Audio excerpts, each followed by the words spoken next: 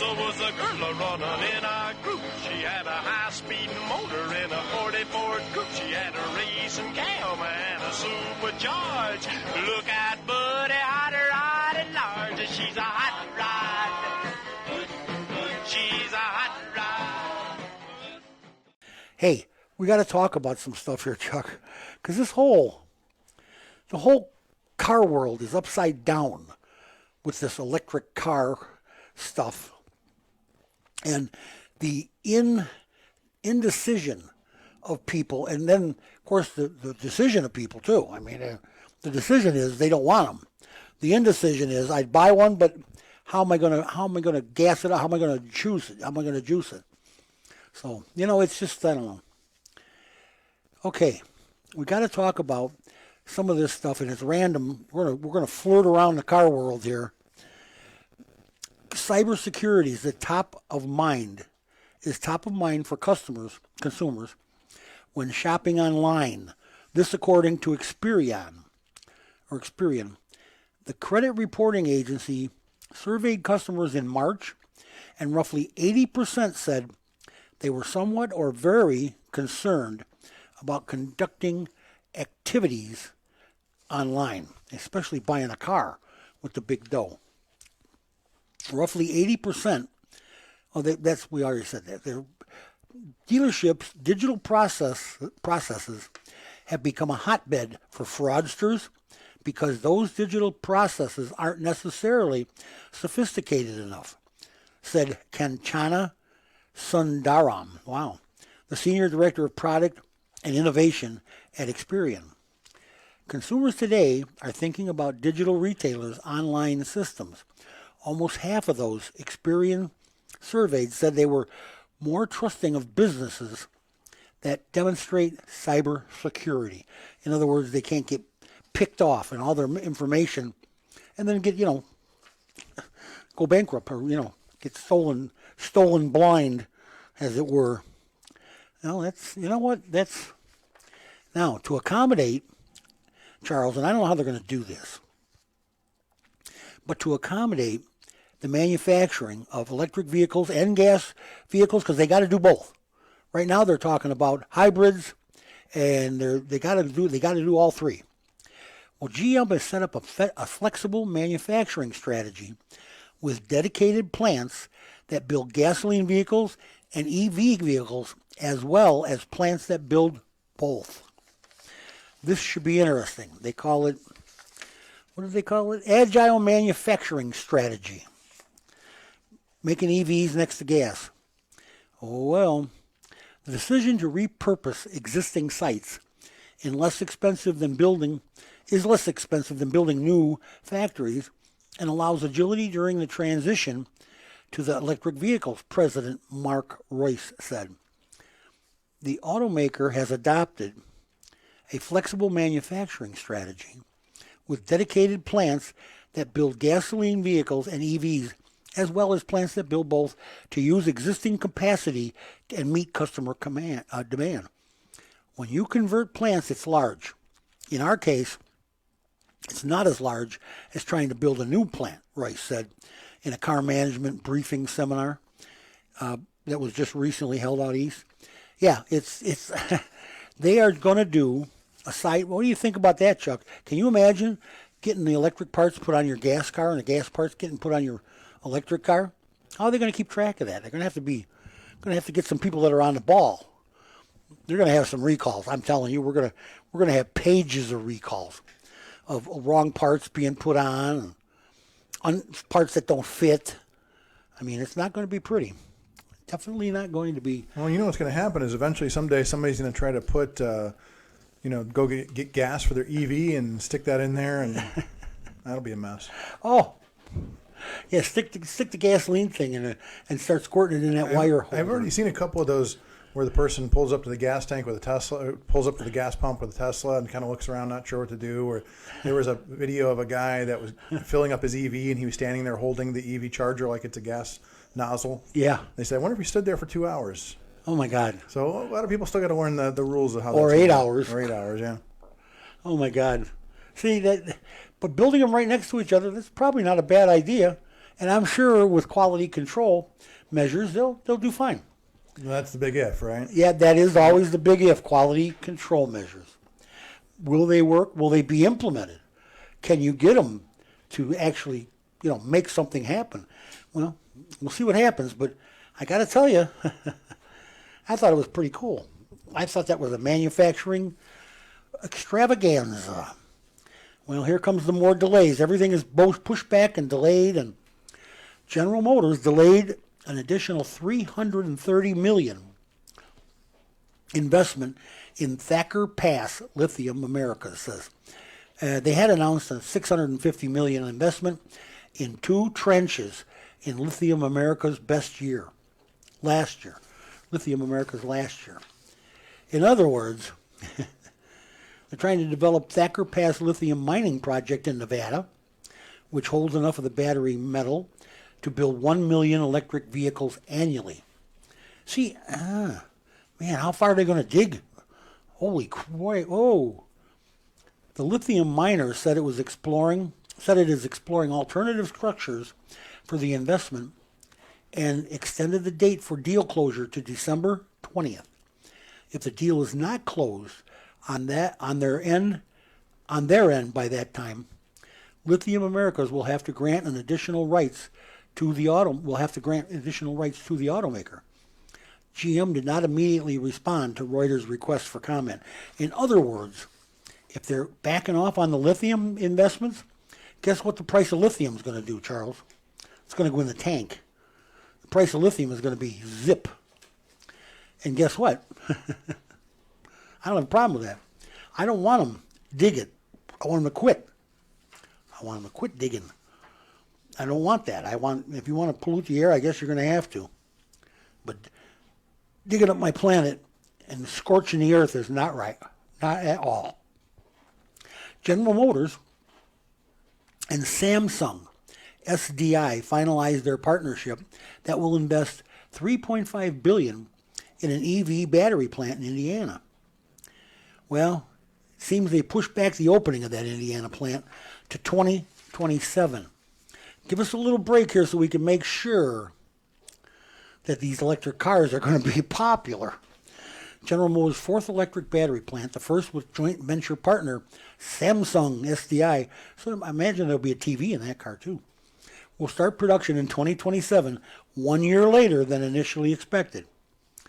The automaker and Samsung SDI said they finalized their partnership August 27th in Seoul. The company's plan to invest $3.5 billion with a B to build a battery cell factory in New Carlisle, Indiana, with an initial capacity of 27 gigawatt hour, whatever that is.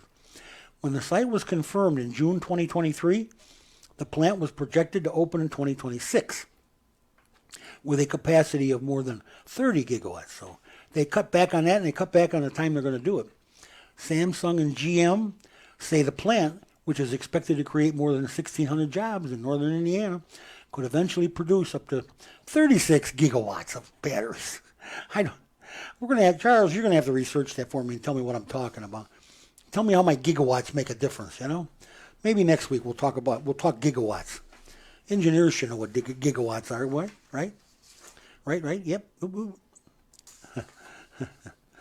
Oh, my God. This is the Piedmont Lithium is turning to international ventures because the U.S. mining plans hit snags. Yeah, I guess. Permit delays and rising costs have driven U.S.-based lithium mining companies to invest in international places to dig up their lithium. Good, go someplace else and dig it up.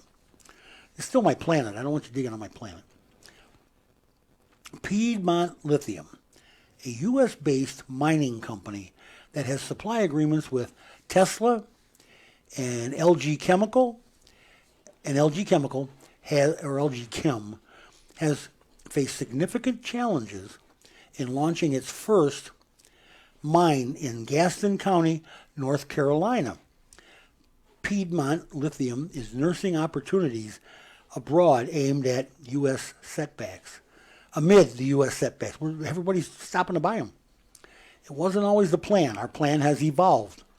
Patrick Bindle, COO at Piedmont Lithium, told Automotive News. After objections from the local community, no. Mounting costs are permitting hurdles. The company expanded the portfolio of mines to include Ghana, in addition to Canada and the U.S. They're going to go to Ghana and dig it up? I don't want you digging that up either. Piedmont is not alone in pursuing current international and domestic mining endeavors.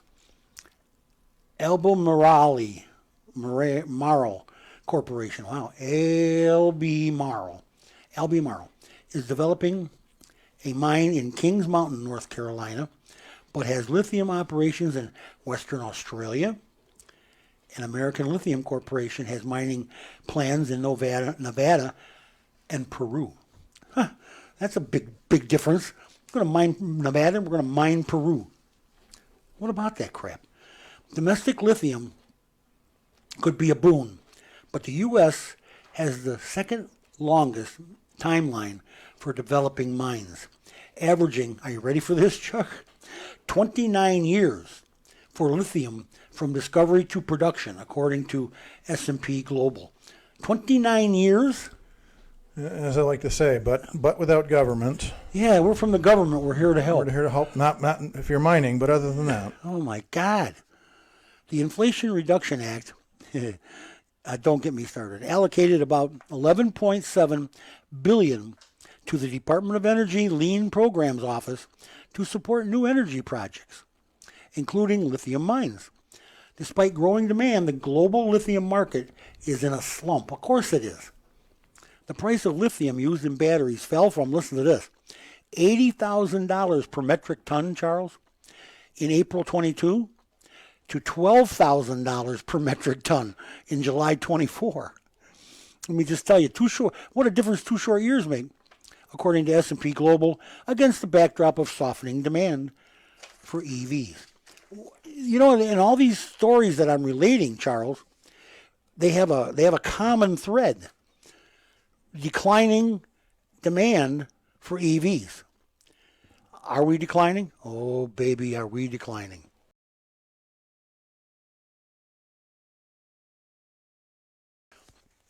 I got to tell you, Toyota is cutting global electric vehicle output plans by a third, Charles, a third.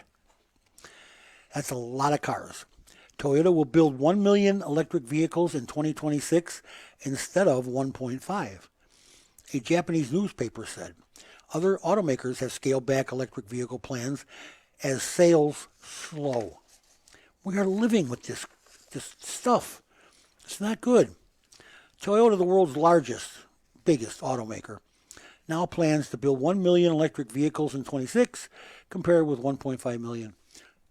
It said on September 6th. Toyota said in a statement there was no change to its intention to produce the 1.5 million EVs per year by 2026 and 3.5 million by 2030. It said, however, that the figures were not targets but benchmarks for their shareholders. In other words, we're going to try and sell this many. They can't sell that many. They just can't. Now, hybrids would be a different story. Earlier this week, Volvo scrapped its target of going all electric by 2030, and they should. Volvo's way behind everybody else anyway, saying it expects to still be offering some hybrid models in its lineup at that time. I would hope so. Keep the hybrids going. You'll be better for the environment, and you will be better for business. Your business, not mine. In the U.S., Ford, General Motors, and other automakers have delayed or canceled new electric models to avoid spending heavily on vehicles that consumers are not buying as quickly as anticipated. Charles, they spent billions. They spent billions on these cars, developing these batteries, developing these cars, and now they're saying, maybe we should just back off a little bit. But they're not backing off a little bit. They're backing off a lot. 500,000 vehicles in 1 year? That's like, okay, we made our million, shut the place down. That's, don't ask me. I don't I don't know. I know what I think, and I don't use my opinions on this show very, very rarely. And if I do, I'll tell you first. But, yeah. If you listen to my snide comments, you'll know what I'm talking about. Toyota, Nissan, Mazda, Subaru are bolstering their electric vehicle battery plans with aid from Japan. Now the countries are getting involved because they don't want to see their biggest industry go down the chutes. You know, EV laggards, and they are Toyota, Mazda, Subaru, and Nissan, announced major new investments in next-generation battery production, backed by Japanese government subsidies. Government subsidies. They're all getting government cheese for lunch. Now, there's a little different. They're talking about an all-solid stater. Watch this.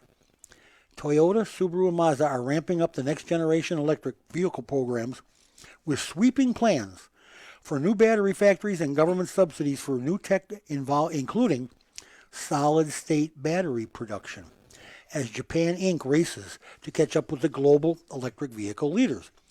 See, in a string of coordinated announcements fired off September 6th, 4 automakers and Japanese battery plant giant Panasonic listed a slew of battery advancements, investments, and build-outs. Here's the deal. This all-solid-state battery does not have lithium ion in it. It does have lithium iron phosphate, Charles, which is nowhere near as volatile as the lithium ion. Temperature doesn't cause it to explode or burn, cold or hot. It's going to be a much better battery. And I think all these guys that put all that money into battery research and are still building the lithium-ion batteries are going to be going, what the heck? Now what do we do? They've got so much invested in this, it's nuts. It's absolutely bonkers. But it's not my money. But a lot of it's our tax dollars. I was going to say, it very much is your money. I mean, that's what the thing is that you're less concerned about selling on the back end because you made your money on the front end. Yep, absolutely. Absolutely.